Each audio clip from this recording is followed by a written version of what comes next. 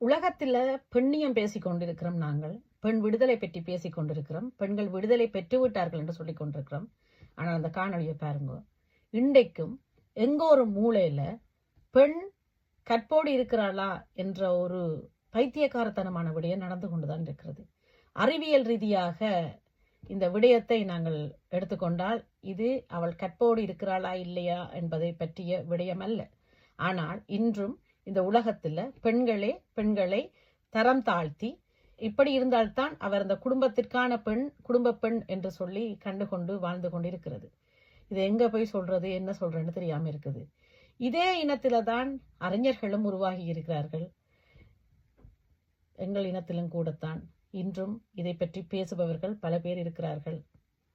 பெண்ணியம் பேசும் நாங்கள் எங்கு போய் முட்டிக்கொள்வது என்று தெரியாமல் இருக்கிறது. பெண்களே, நாங்கள் என்ன பாவம் செய்து விட்டோம் என்று தெரியவில்லை. இந்த உலகத்தில் வந்து பிறந்ததுதான் பிள்ளையா?